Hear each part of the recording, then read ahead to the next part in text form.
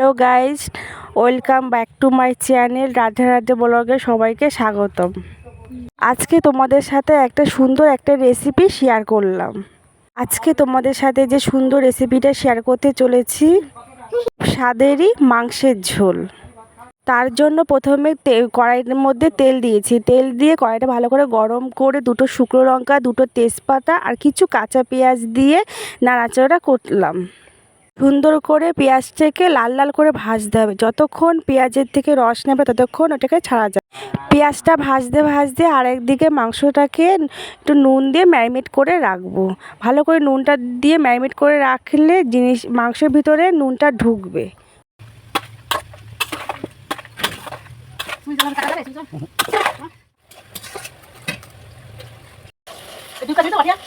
না তুলে রাখি দাও। পেঁয়াজটা আমার ভাজা হয়ে গেছে। এর মধ্যে আদা বাটা দেবো, জিরে বাটা দেবো আর একটু রসুন বাটা দেবো।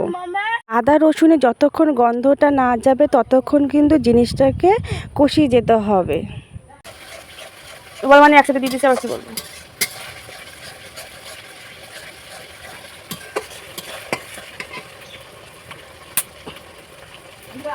মশলা কষানো প্রায় হয়ে এসছে। এর মধ্যে সামান্য পরিমাণ একটু জল দেবো। দেওয়ার কারণটা হলো কারণ আমি একটু গুঁড়ো মশলা ব্যবহার করব, তো লঙ্কা গুঁড়োটা দেবো বলে আমি সামান্য পরিমাণ একটু জল দিয়েছি।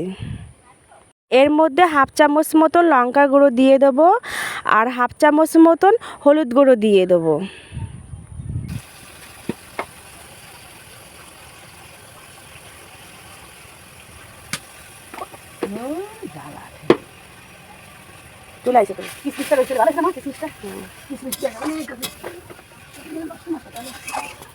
সব রকম উপকরণ দিয়ে আমার মশলা কষানো হয়ে গেছে।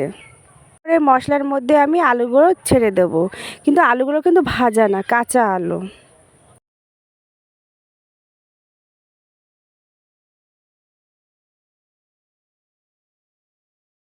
এরপরে সব আলুগুলো এক এক করে আমি ছেড়ে দিয়ে মশলার মধ্যে আলুগুলো ভালো করে কষিয়ে নেব। এটাকে কিন্তু আমি ভালোভাবে নাড়তে থাকবো, নাহলে নিচে মশলাটা লেগে যাবে, লাগলে হবে না।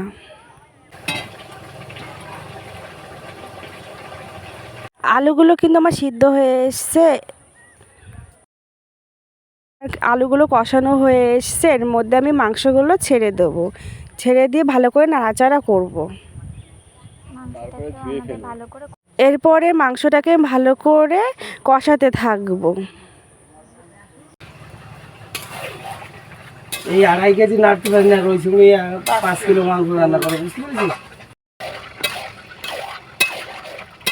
দেখো খাও, ওই বিজামাদি খাওয়াই কিন্তু এতে বলে দিচ্ছি। মাংসটাকে সুন্দর করে কষানো প্রায় হয়ে এসছে। কিছু সময় নিয়ে মাংসটাকে নাড়াচাড়া করছি, কেননা নিচে লেগে যাবে বলে। এটা কিন্তু খেয়াল রাখতে হবে। তাই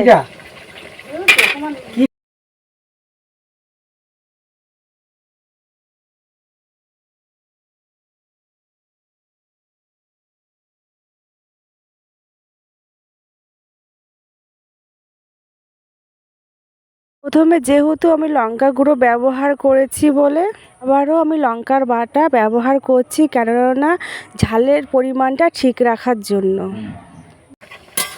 জল গেছে গরম হয়ে আশেপাশে একটা মরে গেছে, আমি ধরে চিনতে চাইছি না।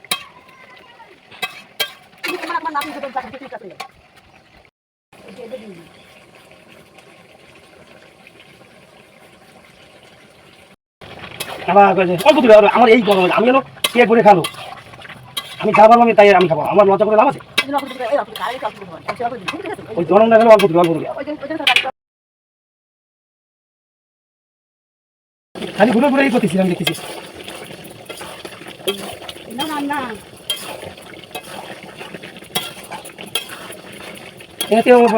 শান্ত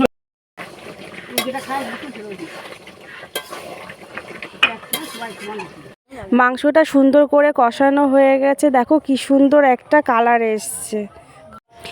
এবার এর মধ্যে আমি গরম জলটা ঢেলে দেব, কেননা গরম জলটা ঢাললে সুন্দর একটা স্বাদ হয় আর মাংসটা সেই টেস্ট হয়। এবার মাংসটাকে আমি ভালোভাবে ফুটিয়ে নেব।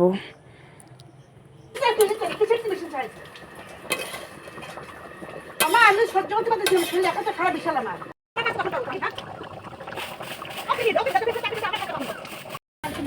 এইটা বলেছে কয় ইউসের জল, ভাইরালের জল।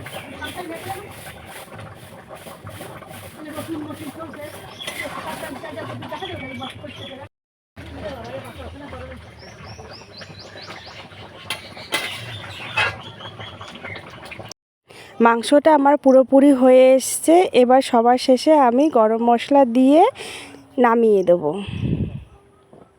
এখানে কিন্তু গোটা গরম মশলা ব্যবহার করেছি।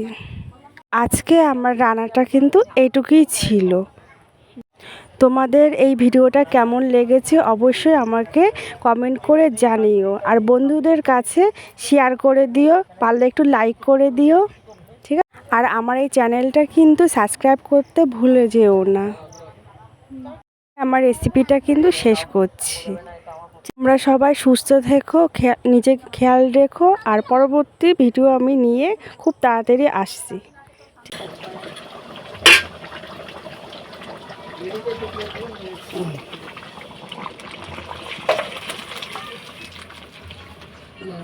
কাক হাতাতে কাক